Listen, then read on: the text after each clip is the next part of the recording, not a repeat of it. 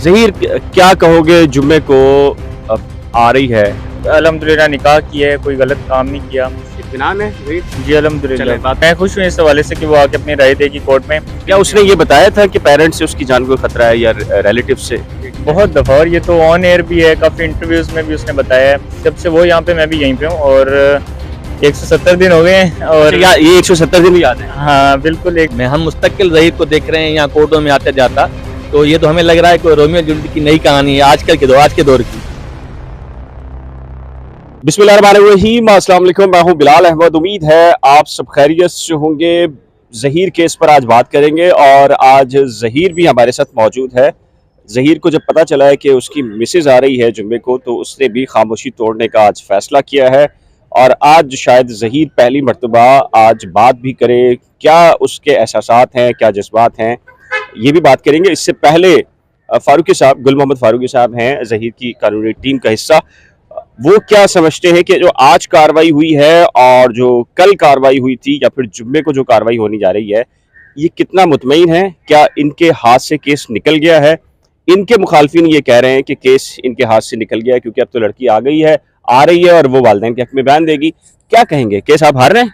जी, ये बिल्कुल तासुर गलत है, सराहन गलत है, क्योंकि ऐसी कोई बात है नहीं। इससे पहले इसी कोर्ट में, इसी डीबी में, जुनैद गफ्फार साहब की डीबी में लड़की ने खुद बोला या कि हाई कोर्ट में कि अपने ज़हीर के साथ जाना चाहती हूँ, कैटेगरिकली कहा है। और उसके अलावा 7 से 8 लीगल और फोरम से भी लड़की कह चुकी है, लाहौर हाई कोर्ट में भी कह चुकी है, जुडिशल मजिस्ट्रेट के सामने भी कह चुकी है, और जो मुख्तलिफ पिटिशंस उसने फ़ाइल की उसमें भी कह चुकी है कि मैं ज़हीर के साथ जाना चाहती हूँ, ज़हीर के साथ रहना चाहती हूँ।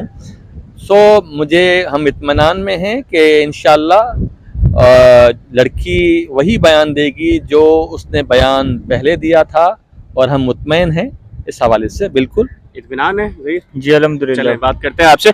ये बताएं, ये जो कल आई है एप्लीकेशन ADJ 7 में, यही एप्लीकेशन पेंडिंग है। ये कौन सी रिवायत कायम हो रही है ये कि एक एप्लीकेशन अभी पेंडिंग है और आपने उसका कान यहाँ से पकड़ कर दाखिल कर दी और उसमें कहा कि जी जी, ये अनोखी प्रैक्टिस है। बिल्कुल ये हम बात कोर्ट में भी उठाएंगे कि एक मैटर जो ऑलरेडी सब जुडिस से एक दरख्वास्त आइडेंटिकल प्रेयर के साथ एक कोर्ट में पेंडिंग है 7th ADJ में, तो उसी दौरान जब तक वो डिस्पोज आइदर वे हो, तो कैसे वही प्रेयर के साथ हाई कोर्ट में जुरिडिक्शन में, कॉन्स्टिट्यूशनल में 491 के तहत आया जा सकता है। दूसरी बात यह है कि 491 की एप्लीकेशन के बच्चे हमारे हवाले की जाए, ये तो तब होती है जब लड़की हस्बे बेजामे हो। इस वक्त लड़की हस्बे बेजामे नहीं है, लड़की on order of the court गई हुई है शेल्टर होम में। तो मुझे समझ नहीं आ रही कि किस तरह ये एप्लीकेशन पिटिशन मेंटेनेबल है। हम यकीनन इस बात पे आर्ग्यू करेंगे इंशाल्लाह नेक्स्ट डेट ऑफ हियरिंग पे।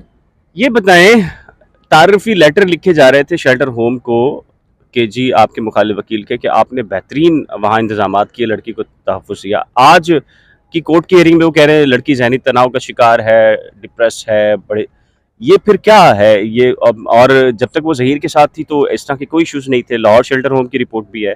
ये क्या चल रहा है? और आज की प्रोसीडिंग के बारे में थोड़ा आज की प्रोसीडिंग के हवाले से सबसे पहले मैं बताऊंगा कि आज जो मैटर प्रोसीड हुआ, तो मेरे फाजिल वकील दोस्त जो हैं, क्योंकि एप्लीकेशन हमारी थी, राइट हमारा था कि हम कोर्ट कोशिश करते, लेकिन वो सबसे पहले आके ये बोले कि हमने क्योंकि एप्लीकेशन फाइल की हुई है 2 दिन पहले, उसमें हमने ये प्रेयर मांगी है कि मुलाकात न करने दी जाए, और वो सब जुडिस से लिहाजा ये कोर्ट इसको ना सुने, हमें ना सुने। तो उस पर कोर्ट ने पूछा कि ये जो आपने एप्लीकेशन फाइल की कब की है, तो हमने बताया कोर्ट को कि ये सर 31 तारीख को फाइल हुई है और कल उसकी डेट थी जो कल हमें नोटिस हुए। कोर्ट ने हमसे पूछा आपको पता है, इल्म है कि आप की फाइल हुई? मैंने कहा सर हमें बिल्कुल इल्म है कि ये फाइल हुई है, लेकिन हमें अभी तक कॉपी रिसीव नहीं हुई उसकी। तो उस पर कोर्ट ने फिर कहा कि आप बताएं आपका केस क्या है।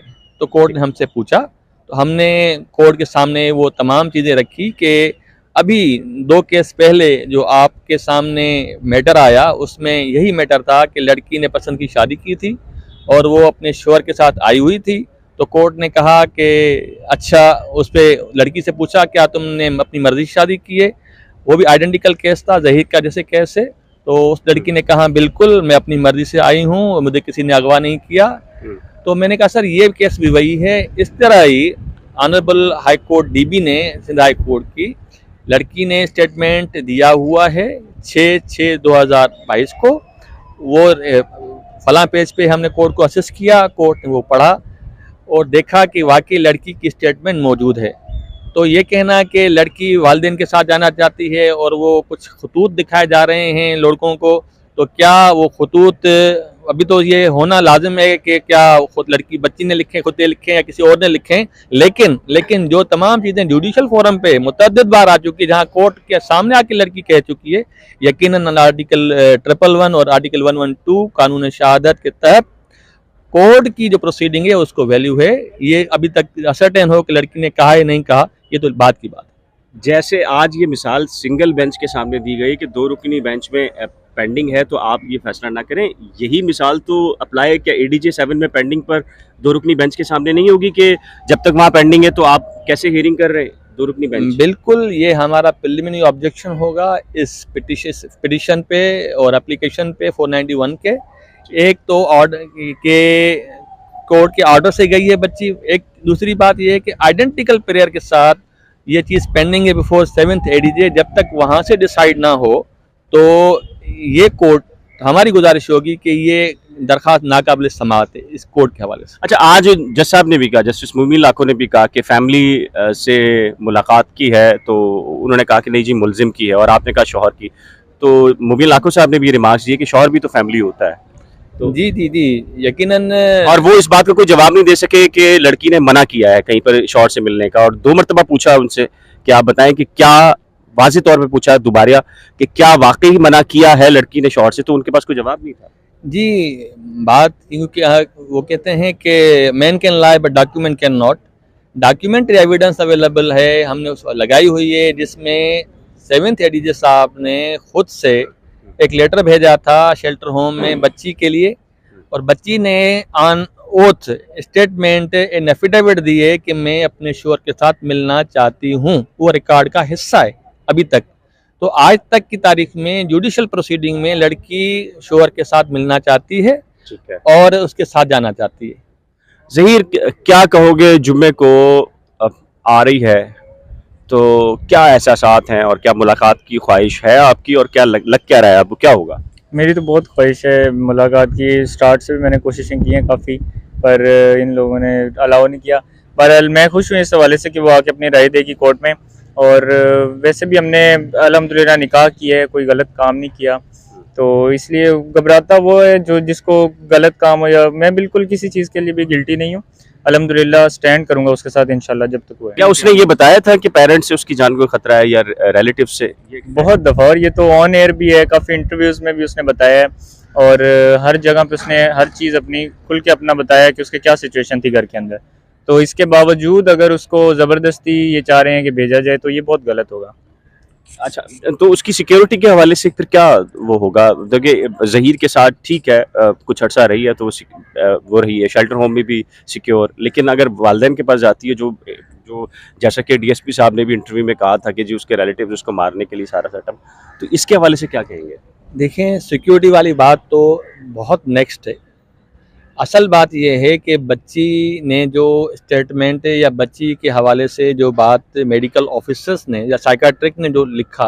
अच्छा, एक मिनट, मैं ज़हीर से आखिरी बात कर रहे, सॉरी ज़हीर, तुम्हारे बारे में कि तुम केस छोड़ के जा चुके हो, लाहौर में हो, तुम्हारे पैसे भी ख़त्म हो गए, वकील भी नहीं है, यही बताया गया है उसको, क्या कहोगे?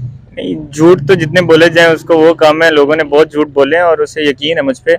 अल्हम्दुलिल्लाह मैं यहीं पे हूँ, जब से वो यहाँ पे मैं भी यहीं पे हूँ, और 170 दिन हो गए हैं। और अच्छा, ये 170 दिन भी याद है? हाँ बिल्कुल, 170 दिन हो चुके हैं ऑलरेडी, पर अल्लाह ने सब्र दिया, इंशाल्लाह उसका इंतज़ार करेंगे और लड़ेंगे केस को। चले जी, ज़हीर भी मौजूद थे और यहाँ पर गुल मोहम्मद फारूकी साहब ने भी लीगल पोजीशन। एक बात ऐड कर दूंगा कि मुझे अपने दोस्त जो लीगल फर्टिनिटी के मुझसे तो ये पूछते हैं कि जो हम मुस्तकिल ज़हीर को देख रहे हैं यहाँ कोर्टों में आते जाता, तो ये तो हमें लग रहा है कोई रोमियो जूलियट की नई कहानी है आज के दौर की। चलें जी, अल्लाह ताला खुशउस्लूबी से इस मामले को ख़त्म करे और जुम्मे को लड़की आ रही है, हमारा भी ये स्टांस है कि लड़की को जो भी बयान है और जहां भी उसको भेजना है, लेकिन उसको हकायक पूरे बताए जाएं कि केस क्या है, मामला क्या है, और जहीर भाग चुका है या खड़ा है। जहीर यहाँ खड़ा है, रेगुलर आता है, उसके बाद फिर लड़की का जो फैसला हो वो फिर एक अलग मामला है। तो आपकी सिलसिले में राय क्या है? अपनी कीमती राय का इजहार नीचे दिए गए कमेंट सेक्शन पर जरूर तैयार कीजिएगा।